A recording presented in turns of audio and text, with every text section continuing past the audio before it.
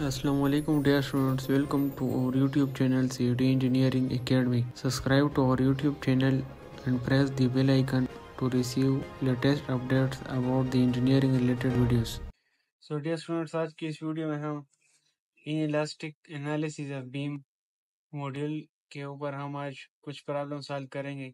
Derivations हमारा तरीका तो ये था कि पहले हम डेरिवेशन कर दें, लेकिन बस टाइम नहीं है तो टायर की प्रॉब्लम्स पे आते और उसमें जो फार्मूले यूज़ होते हैं मैं वो आप लोगों को इंट्रोड्यूस कराऊंगा। तो हमारे साथ इस एक्सरसाइज का हमारे साथ जो प्रॉब्लम है यहाँ पर हमारे साथ लिखा गया है कि compute the ratio of the limit moment to the yield moment for W250 into 80 beam. ये हमारे साथ इस बीम का कोड है। ये पहला जो टर्म है ये इसका नॉमिनल डेप्थ होता है, यानी इसका हाइट, और ये 80 जो होता है ये इसका वेट होता है, नॉमिनल वेट। सही है। तो हम इस तरह करेंगे कि पीछे जो हमारे साथ टेबल है उसमें इस सेक्शन का हम प्रॉपर्टी देखेंगे। सही है। और उस प्रॉपर्टी से हम इसके जो कुछ डायमेंशंस है वो इससे हम उठाएंगे। डियर स्टूडेंट्स, ये हमारे साथ 560 पेज पर हमारे साथ एक टेबल है, उसमें इस यहाँ पर इस बीम के कोड लिखे हुए हैं। यहाँ पर ये कोड 250 से शुरू है तो 80 पे आ जाए। मैंने ये अंडरलाइन जो किया है ये सारे इसके डायमेंशंस है। तो हमारे साथ इसका एरिया ये है। सही है। इसका एरिया है 10 200 mm²। डेप्थ जो है 256 है और फ्लेंज का वेट 255 है। फ्लेंज हमारे साथ ये बीम का जो ये पोर्शन होता है। सही है। इसका डेप्थ और इसका वेट जो है फ्लेंज का वो 15.6 है। वेब जो है, वेब हमारे साथ ये रीजन होता है, इस तरह जो होता है मैं आप लोगों को वहाँ पर ड्रा करके बताऊंगा। वो 9.4 है। इसकी जो सेक्शन मॉडुलस है वो 982 है। सही है। तो ये हमारे साथ जो प्रॉपर्टीज है यहाँ से उठा के मैंने यहाँ पर आप लोगों के लिए लिखे हुए हैं। सही है। तो हम डायरेक्टली प्रॉब्लम की तरफ आते हैं। यहाँ पर हमारे साथ प्रॉब्लम में ये पूछा गया है कि आप लोग फाइंड करो लिमिट मूवमेंट। लिमिट मूवमेंट का मतलब है movement of the plastic region या प्लास्टिफाइड मूवमेंट, जिसको हम एमपीवी कहते हैं, यानी movement in the plastic region to yield movement. Yield movement का मतलब है इलास्टिक रीजन का मूवमेंट। इसके रेशो को हम के बोलते हैं और के हमारे साथ शेप फैक्टर को भी कहते हैं। तो ये देखो यहाँ पर मैंने लिखा हुआ है कि shape factor is equal to plastic movement capacity divided by elastic movement capacity. और हमारे साथ इसके डेरिवेशन से, सही है, इसके तीन केसेस है कि जब स्ट्रेस यील्डिंग स्ट्रेस से कम हो, एक केस में ये डेरिवेशन हुआ है। फिर हमारे साथ जो स्ट्रेस यील्ड स्ट्रेस के बराबर हो, और फिर हमारे साथ जब स्ट्रेस यील्डिंग स्ट्रेस से ज्यादा हो, तो इसके बेस पर कुछ डेरिवेशन हुए, उससे ये फार्मूले आए हैं। सही है कि हमारे पास प्लास्टिक मूवमेंट कैपेसिटी बराबर होती है yielding stress multiply bye Z. Z जो है ये प्लास्टिक सेक्शन मॉडुलस है, यानी प्लास्टिक रीजन में जो हमारे साथ सेक्शन मॉडुलस होता है। और हमारे साथ M Y P elastic movement capacity बराबर होती है सिग्मा वाई पी, यानी yielding stress multiply by S. S हमारे साथ सेक्शन मॉडुलस होता है ऑफ द इलास्टिक रीजन। तो हमारे साथ सिग्मा वाई पी कट जाएंगे, हमारे पास जेड बाय एस बच जाएगा। Z is the first moment of area about the plastic neutral axis, first moment of area of the area of the compression region, यानी अगर ये प्लास्टिक न्यूट्रल एक्सिस है तो इससे ऊपर एरिया जो हो वो प्लस उससे नीचे जो एरिया, यानी कंप्रेशन और टेंशन बोथ एरियाज। सही है। इसके लिए हमने ये जेड जो होता है इसमें हमने कंप्रेशन और टेंशन रीजन दोनों सेपरेटली फाइंड करने होंगे। सही है। ये इंपॉर्टेंट पॉइंट है, इस तरह ना कि आप लोग इसमें कंफ्यूज हो जाओ।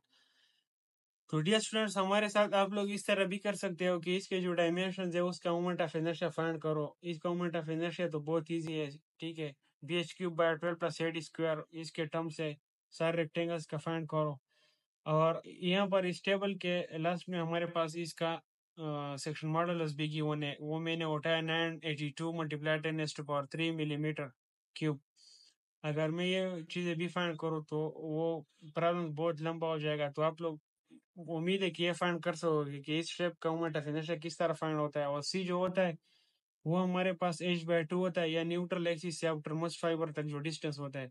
तो यहाँ पर इस केस में, इस बीम के केस में हमारे पास section modulus of the plastic region 982 multiply 10⁻³ millimetre cube के बराबर है। इसका एरिया जो है वो गिवन है। इसका डेप्थ जो है, डेप्थ इस चीज को कहते हैं, ये डेप्थ होता है हमारे साथ इस बीम का, इसको हाइट जो हम बोलते हैं। और हमारे पास ये फ्लेंज जो है, ये फ्लेंज, या इसको फ्लेंज बोलते हैं, इसको वेब बोलते हैं। इस फ्लेंज की जो थिकनेस है वो 15.6 है, और इसका जो वेट है वो 255 मिलीमीटर है। सही, ये सारी चीजें वो टेबल में गिवन है। सही है। तो हम यहाँ पर हमारे साथ एस गिवन है, टेबल से हमने उठा लिया, और जेड जो है वो हम फाइंड करेंगे। जेड हमारे पास किस चीज के बराबर होता है? ये first moment of area about the plastic neutral axis के बराबर होता है। तो मतलब ये है कि ए मल्टीप्लाई बाय उसका सेंट्राइड से सेंट्राइड तक का डिस्टेंस, और प्लास्टिक न्यूट्रल एक्सिस से ऊपर हमारे पास जितने भी एरियाज है वो मल्टीप्लाई बाय उसके सेंट्राइड, और या उसके नीचे जो एरिया है वो मल्टीप्लाई बाय उसके सेंट्राइड। सही है। तो डियर स्टूडेंट्स, यहाँ पर हमारे पास ये आई शेप बीम जो है, ये हमारे पास सिमेट्रिकल बीम है। सही है। ये एक एक्सिस ऑफ सिमेट्री इसकी है। तो हमारे पास ये जेड शेप जो है, इसकी अगर मैं इस प्लास्टिक रीजन से ऊपर, अगर इस रीजन के लिए मैं जेड फाइंड करूं और उसके साथ 2 मल्टीप्लाई करूं, तो ये नीचे रीजन भी वही आएगा। या मैं इस तरह भी कर सकता हूं कि इस ऊपर के लिए जेड फाइंड करूं, फिर उसको प्लस करूं, नीचे के लिए जेड फाइंड करूं, यानी 1 + 1 2 आता है। या मैं इस तरह लिख सकता हूं कि 2 × 1, इससे भी 2 आता है। एक ही बात है। तो यहाँ पर हमारे पास ये, अगर हम कंसीडर कर ले कि ये एक्सिस हमारे साथ जो है, देखो डियर स्टूडेंट, ये जेड जो हम फाइंड करेंगे तो इसमें न्यूट्रल एक्सिस हमारे साथ प्लास्टिक न्यूट्रल एक्सिस होगा, इलास्टिक न्यूट्रल एक्सिस नहीं है। ये जो मैं आप लोगों को कह रहा हूँ कि ऊपर एरिया और नीचे एरिया आपस में सेम होगी, तो इसका मतलब यही है कि ये प्लास्टिक न्यूट्रल एक्सिस है। क्योंकि प्लास्टिक न्यूट्रल एक्सिस के कंसेप्ट से मैं ये कह रहा है कि plastic neutral axis is the equal area axis, वो दो एरियाज को इक्वली डिवाइड करता है। ये थ्योरी में गिवन है, आप लोग देख सकते हो। ठीक है। तो हमारे साथ इस प्लास्टिक न्यूट्रल एक्सिस से ऊपर जो एरिया है, इस ये जो हमारे साथ फ्लेंज है, सही है, इस एरिया को मैंने 1 नाम दिया हुआ है। और न्यूट्रल एक्सिस से ये वेब जो है, इसको मैंने 2 नाम दिया हुआ है। और इस न्यूट्रल एक्सिस से इसके सेंट्राइड तक जो डिस्टेंस है, इसके सेंट्राइड तक, मिड तक, देखो ये न्यूट्रल एक्सिस है, ये इस एरिया 1 का सेंट्राइड है। यहाँ तक जो डिस्टेंस है इसको मैंने y1 नाम दिया हुआ है, यानी a1 y1 plus a2 y2। ये y2 जो है, ये वेब जो है इसका मिड है, और न्यूट्रल एक्सिस से इसका डिस्टेंस y2 है। सही है। ये फर्स्ट मोमेंट ऑफ एरिया जिस तरह आप इलास्टिक रीजन के लिए आप कर रहे थे, उसी तरह इधर भी है। सही है। तो डियर स्टूडेंट्स, यहाँ पर हमारे साथ हम z फाइंड करेंगे। ये हमारे साथ first moment of area about the plastic neutral axis होता है। सही है। तो हमारे साथ ये बराबर होता है इस plastic neutral axis say about जो एरियाज है, a1 multiply by y1 plus a2 multiply by ये y2। y1 जो है ये इस न्यूट्रल एक्सिस से इसके सेंट्राइड तक डिस्टेंस है। यहाँ पर इसके न्यूट्रल से a2 के सेंट्राइड तक का डिस्टेंस y2 है। सही है। तो अगर मैं, चूंकि ये एक सिमेट्रिकल शेप है, सही है, अगर मैं इस न्यूट्रल एक्सिस से अबव एरिया फाइंड कर लो, उसके साथ 2 मल्टीप्लाई करूं, तो बिलो एरिया भी वही के बराबर होगा। ये इस तरह भी कर सकते हो कि इस रीजन का एरिया निकालो प्लस इस रीजन का। सही है। या इस तरह भी कर सकते हो कि इसका रीजन का एरिया निकालो 2 के साथ मल्टीप्लाई कर, तो जेड आपके साथ आ जाएगा। सही है। स्मार्ट वर्क करो। तो यहाँ पर आप लोगों के साथ 2 मल्टीप्लाई कर लो। सही, नीचे के लिए भी ऊपर के लिए भी फाइंड हो जाएगा।